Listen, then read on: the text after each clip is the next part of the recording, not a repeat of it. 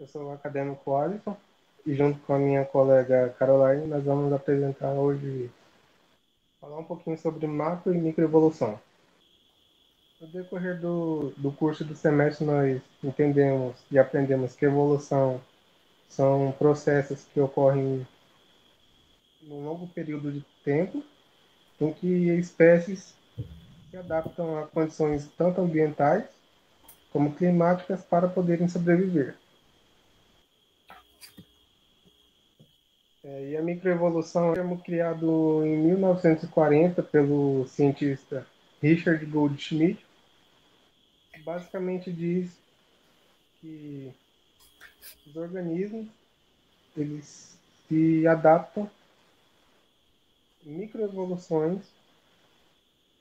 adaptações que ocorrem tanto por mutações genéticas, recombinação, seleção natural e outros fatores. Essa microevolução ela é responsável pela formação de grupos taxonômicos como família, gênero, filo e etc.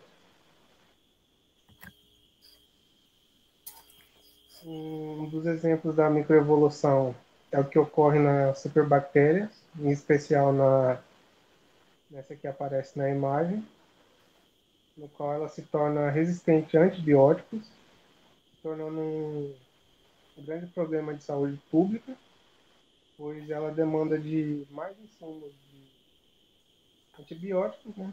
É necessário um coquetel com 10 diferentes antibióticos para acabar com essa espécie, a infecção dessa espécie. E leva um determinado tempo até acabar com essa infecção. Outro exemplo também é o que ocorreu com essas espécies de mariposa no começo da Revolução Industrial, no que era conhecido mais somente essa espécie mais branca com algumas manchinhas, mas devido a essa ação antrópica com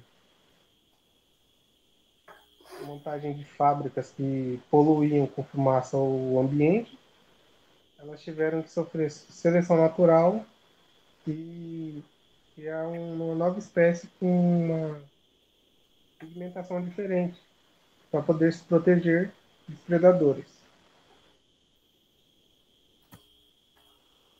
Além da microevolução, como muito bem falou o Alisson, nós temos a macroevolução. O que é a macroevolução? A macroevolução ela vai tanger um período de tempo muito maior do que a microevolução e ela vai trabalhar com um nível além da espécie. Então, se a microevolução vai observar o que aconteceu dentro da espécie em si, as modificações que aconteceram naquela espécie com seus genes, a macroevolução vai tentar entender e observar o que é que aconteceu entre uma espécie e outra. Como é que saiu da espécie A para a espécie B? Como é que saiu, por exemplo, aqui na ordem do dinossauro? Como é que saiu da Saurischia para Maniróptera? Então, é isso que a macroevolução ela vai apresentar. E como é que ela vai, por exemplo, tentar observar isso? Ela vai tentar observar isso por meio de fósseis. Ela vai tentar enumerar o maior número de evidências de fósseis possíveis para tentar observar as mudanças gradativas que aconteceram ali, os saltos que tiveram entre uma espécie e outra. Também, para ajudar a acontecer a macroevolução, nós temos o fenômeno da especiação. O que é a especiação? É a formação de uma ou mais espécies a partir de uma espécie ancestral. Espécies são os indivíduos que podem cruzar entre si e produzir descendentes. Nós temos 3 tipos de especiação no geral, que é a aloprática, parapátrica e a simpátrica. Na especiação alopátrica, nós observamos um isolamento geográfico nessas espécies. Um exemplo muito famoso é o exemplo dos tentilhões de Darwin. O que aconteceu com esses tentilhões de Charles Darwin? Ele observou que no arquipélago de Galápagos, algumas espécies de tentilhões estavam separadas nas ilhas. E essa separação ocasionou em oferta de alimentos diferentes para esses animais. E essa oferta diferente, em um determinado período de tempo, resultou em animais diferentes. Então, os tentilhões começaram a obter características diferentes e preferências diferentes conforme o tempo foi passando e os seus gostos foram mudando, foram se refinando. Então, se na ilha A tinha apenas a oferta de insetos, Então, os tentilhões que estavam na ilha A, eles começaram a possuir mecanismos para se alimentar de uma forma mais eficiente, seja no bico, que ficava mais comprido, no porte do próprio animal, que ficava menor. Mas já na ilha B, a oferta já era de semente apenas. Então, tinha muito poucos insetos, mas muitas sementes. Então, quais pássaros iam ter uma melhor oferta, uma chance maior de sobreviver ali? Seriam aqueles que tinham os bicos mais grossos, mais pesados, mais fortes, para poder quebrar a semente e conseguir comê-la.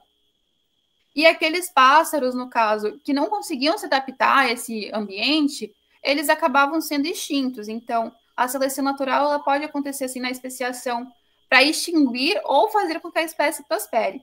Também tem aqueles casos em que a especiação ela é nula, ela não faz diferença, a espécie vai continuar, não vai se modificar, mas também não vai ser extinta.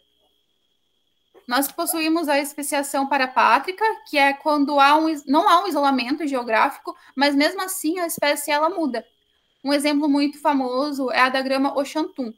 Ela fica perto de mina e devido à exploração do solo, ele ficou muito cheio de metais. Essa quantidade grande de metais fez com que a gramínea que crescia naquele ambiente se modificasse.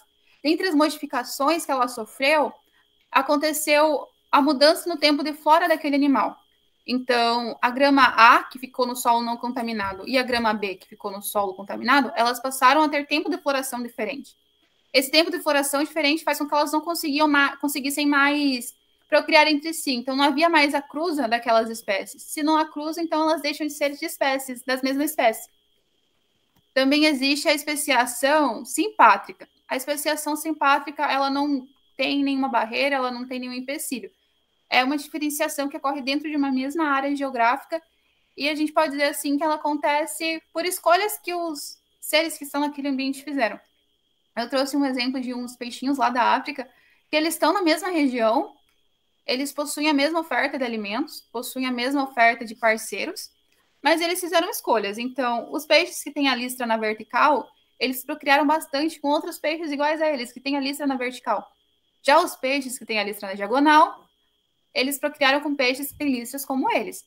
E isso eles foram virando uma preferência daquela espécie, procriar com peixes que pareciam com eles, que se pareciam com si próprios. E isso originou em peixes da mesma espécie com características diferentes e posteriormente em espécies completamente diferentes. Nós podemos observar também nesses peixes que houve uma mudança na parte da face deles.